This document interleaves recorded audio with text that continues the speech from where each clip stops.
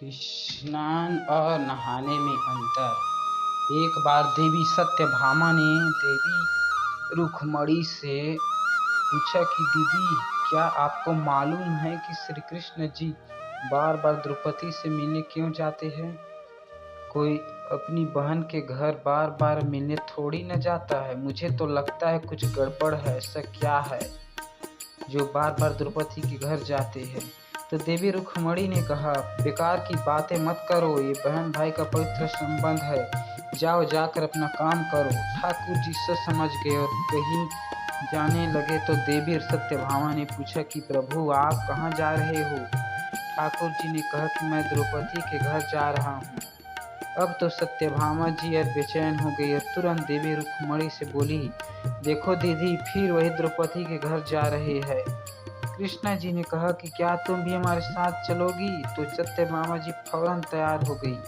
देवी रुक्मणी से बोली कि दीदी, आप भी मेरे साथ चलो। द्रौपदी को ऐसा मजा चखा के आएंगे कि वो जीवन भर याद रखेगी। देवी रुक्मणी भी तैयार हो गई। जब दोनों देवी द्रौपदी के घर पहुंची तो देखा कि द्रौपदी अपने केश सवार रही थी। तब द्रौपदी केश सवार रही थी तो भगवान श्री कृष्ण ने पूछा, द्रौपदी क्या कर रही हो? तो द्रौपदी बोली, भैया, केश संवार के अभी अभी तो आई।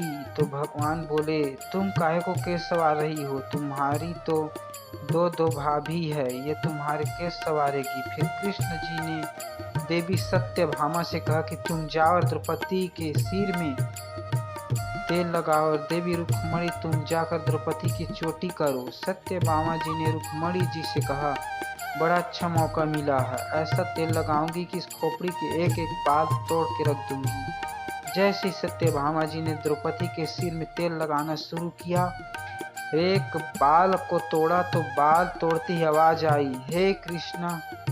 फिर दूसरा बाल तोड़ा, फिर आवाज आई, हे कृष्णा।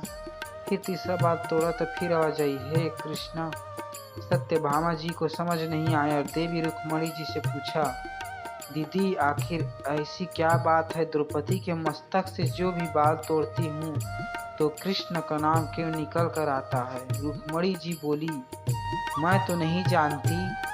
पीछे से भगवान बोले, देवी सत्यभामा, तुम देवी रुक्मणी से पूछ रही थी कि दौड़ दौड़ कर इस द्रौपदी के घर क्यों जाती हूँ? क्योंकि पूरे भूमंडल पर, पूरी पृथ्वी पर कोई संत, कोई साधु, कोई सन्यासी, कोई तपस्वी, कोई साधक, कोई उपासक ऐसा नहीं हुआ जिसने एक दिन में 3.5 करोड़ बार मेरा नाम लिया हो। द्रौपदी केवल ऐसा है जो एक दिन में 3.5 करोड़ बार मेरा नाम लेती है। प्रतिदिन स्नान करती है, इसलिए उसके हर रोम में कृष्णा नजर आती है और इसलिए मैं रोज इसके पास आता हूँ। इसे कहते स्नान, जो देवी द्रौपदी प्रतिदिन किया करती थी। हम जो हर रोज साबुन, शैम्पू, तेल लगाकर अपने तन को स्वस्थ कर लिया, इसको केवल नहाना कहा गया है। स्नान का मतलब हमारे शरीर में 3.5 करोड़ रोम छिद्र है। जब नारायण से पूछा गया कि 3.5 करोड़ रोम छिद्र कर्मों दिए गए हैं, जो नारायण ने कहा, जब मनुष्य 3.5 करोड़ बार भगवान का नाम ले लेता है तो जीवन में एक बार उसका स्नान हो पाता है। इसे कहते हैं स्नान। जय जय श्री राधे कृष्ण जी।